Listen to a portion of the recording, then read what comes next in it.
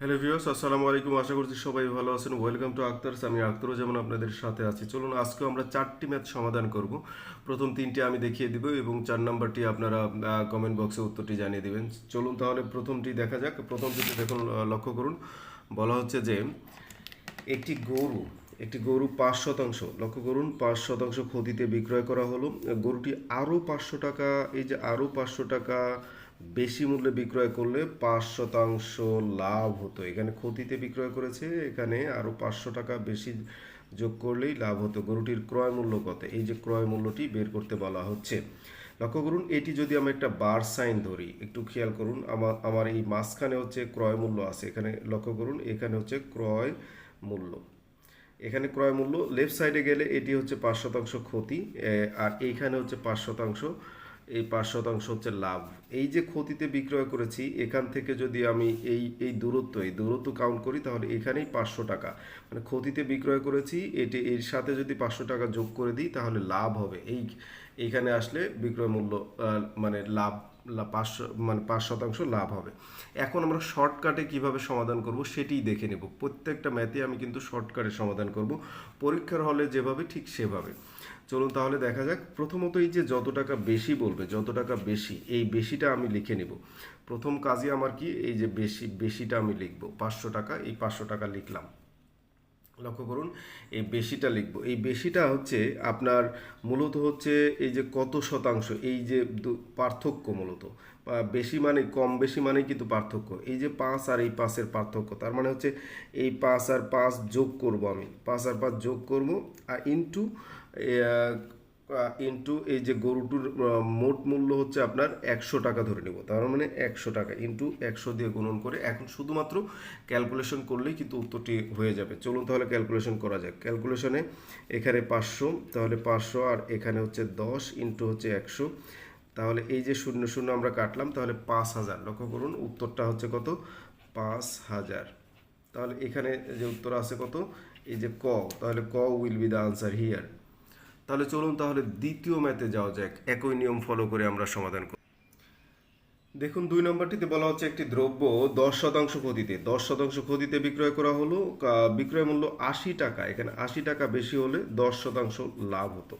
লক্ষ্য করুন, তাহলে এখানে কি বলা হচ্ছে যে এখানে প্রথমত হচ্ছে 10% ক্ষতি, আর এখানে হচ্ছে 10% লাভ, আর এখানে কি বলা হচ্ছে 80 টাকা বেশি। এটি আমার হচ্ছে টার্গেট পয়েন্ট। এখন আমার যে টাকাটা, লক্ষ্য করুন, আমরা যেভাবে সমাধানটা করব, যে টাকাটা বেশি সেই টাকাটা আমি লিখব, আর কততে 10 10 এটির যোগফল নিচে লিখব। তাহলে 10 10 এটির যোগফল আমি একবারে 20 লিখতে পারতাম, আর ইন্টু 100 দিয়ে আমরা গুণন করব।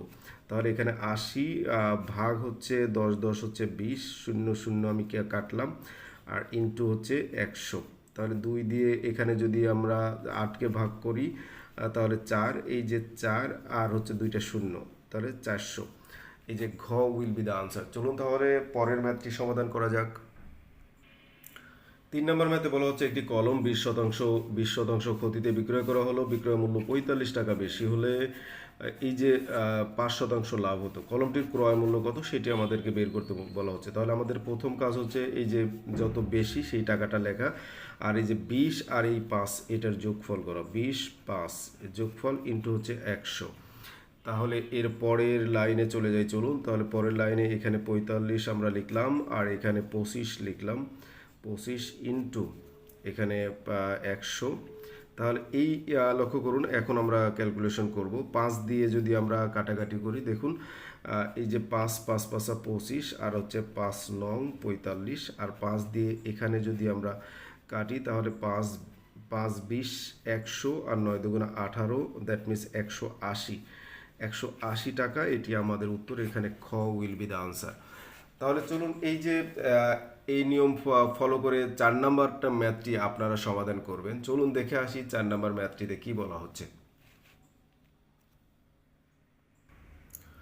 লক্ষ্য করুন, 4 নম্বর ম্যাথ একই নিয়ম ফলো করে আমরা সমাধান করব, কারণ হচ্ছে একই প্যাটার্নের, শুধু ভাষাগত হালকা একটু পার্থক্য আছে। একটি মোটরসাইকেল 12% ক্ষতিতে বিক্রয় করা হলো। যদি বিক্রয় মূল্য 1200 টাকা বেশি হতো তাহলে 8% লাভ হতো। মোটরসাইকেলের ক্রয় মূল্য, এখানেও ক্রয় মূল্য এই যে জানতে চাওয়া হচ্ছে। তাহলে জাস্ট হচ্ছে দেখুন কোনো পার্থক্য নেই। এই যে আমরা যে প্যাটার্নটা আমরা লক্ষ্য করলাম একটু আগেই, যে প্যাটার্নটা আমি বলেছি সেই প্যাটার্ন ফলো করে জাস্ট এটির উত্তরটা বের করে কমেন্ট বক্সে জানিয়ে দিন প্লিজ। আজকে এই পর্যন্ত রাখবো। রাখার আগে রিকোয়েস্ট করতে চাই যে আপনারা যারা পেজটি এখনও ফলো করে নেন নাই, please follow the page, and if you have any comments or advice, please drop in the comment box please.